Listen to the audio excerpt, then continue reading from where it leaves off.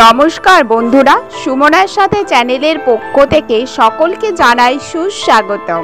আজকের আলোচ্য বিষয় হলো 2024 সালের গঙ্গা পুজো বা গঙ্গা দশহরা কবে। জানুন তারিখ ও পূর্ণাঙ্গ সময়সূচি। গঙ্গা স্নানের শুভ সময়ই বা কি, জানুন ঘরোয়াভাবে পূজা বিধি ও গঙ্গা পূজার প্রণাম মন্ত্র। সুখ সমৃদ্ধির জন্য এই তিথিতে মেনে চলবেন যে নিয়মগুলি, সেগুলি বিস্তারিত আলোচনা করা হলো। জ্যৈষ্ঠ মাসে দেবী গঙ্গার উপাসনা করা অত্যন্ত শুভ বলে মনে করা হয়, কারণ জ্যৈষ্ঠ মাসের শুক্লপক্ষের দশমী তিথিতে দেবী গঙ্গা প্রথমবারের মতো পৃথিবীতে নেমে এসেছিলেন বলে বিশ্বাস করা হয়। এই দিনটাকে গঙ্গা দশহরা নামে পরিচিত। গঙ্গা দশহরার দিনে গঙ্গা নদীতে স্নান করা এবং পূজায় গঙ্গা জলের ব্যবহার করাকে মানুষের মোক্ষ বলা হয়। 2024 সালের গঙ্গা পূজা বা দশহরার তারিখ ও সময়সূচি। গঙ্গা দশহরা তিথি শুরু হবে 16 জুন রাত 2:32 থেকে। এই তিথি শেষ হবে 17 জুন 2024 সকাল 8:45।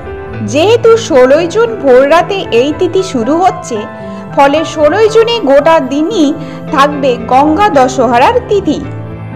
এবারে জানবো গঙ্গা স্নানের শুভ সময়। এই দিনে স্নান দান পুজোর শুভ মুহূর্ত ভোর 4:20 থেকে শুরু, শেষ হবে ভোর 5:20। বিশ্বাস করা হয় এই দিনে দেবাদিদেব মহাদেবের পুজো বিধি মেনে করলে সমস্ত মনস্কামনা পূরণ হয়। এবারে চলুন জেনে নিই গঙ্গা পুজো বা দশহরার পূজা বিধি। বিভিন্ন রকম পুজোর উপকরণ দিয়েই মা গঙ্গাকে সন্তুষ্ট করা হয়। 10 রকম ফল, 10 রকম ফুল, 10টি প্রদীপ দিয়ে এই শুভ দিনে মা গঙ্গার পুজো করা হয়ে থাকে।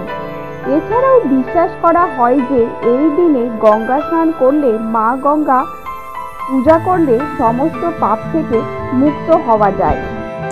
এই বিশেষ দিনে আবার কোনো কোনো জায়গায় মা মনসারও পুজো করা হয়।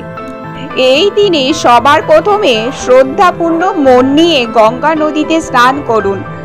যদি সম্ভব না হয়ে থাকে তাহলে স্নানের জলে গঙ্গা জল মিশিয়ে স্নান করতে পারেন। এরপর সবার আগে সূর্য দেবতাকে অর্ঘ্য নিবেদন করুন। এরপর তিল দিয়ে অঞ্জলি দিন মা গঙ্গাকে আর পূজা আরাধনা করুন। দেবী গঙ্গার মূর্তি বা ছবির ওপরে গঙ্গা জল ছিটিয়ে ফুল, ফল, চন্দন, মিষ্টি ইত্যাদি নিবেদন করুন।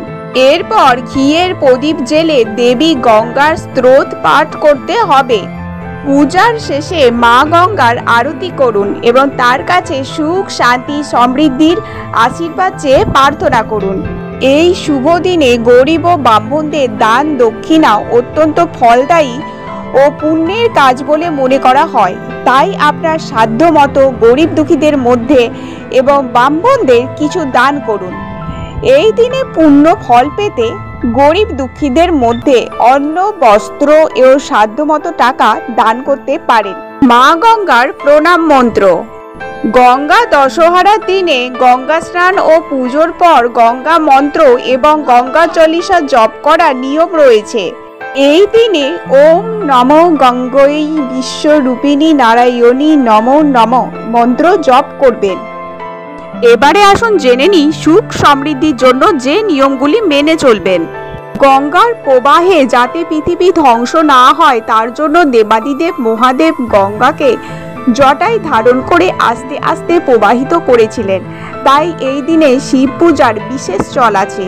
এই দিনে শিবলিঙ্গকে গঙ্গা জল দিয়ে অভিষেক করলে ভগবান শিব খুব প্রসন্ন হয় এবং ভক্তের মনস্কামনা পূর্ণ করেন। এই তিথিতে দান ধ্যান করলে বিশেষ ফল পাওয়া যায়। এছাড়া এই দিনে দান করলে যে পুণ্য অর্জন করা হয় তার ফল শতজন্মে প্রভাবিত হয়। হিন্দু শাস্ত্র মতে এই দিনে গঙ্গা স্নান করে 10টি প্রদীপ, 10টি ফল, 10টি ফুল দিয়ে গঙ্গাকে পুজো করলে 10টি পাপের হাত থেকে রক্ষা পাওয়া যায়। আজকের ভিডিওটা এই পর্যন্তই রইল। ধন্যবাদ।